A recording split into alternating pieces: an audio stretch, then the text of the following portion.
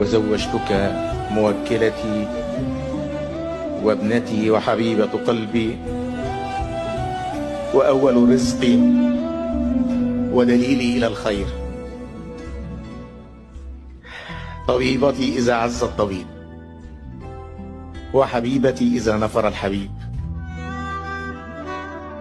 لما علمت أن الولد يحمل اسم أبي حملتني كلي فسبقت كل الولدان.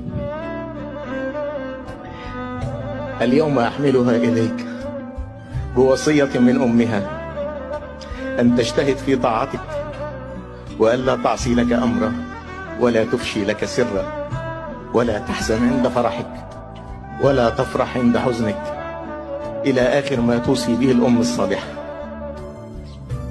فلا تقهرها ولا تدمعها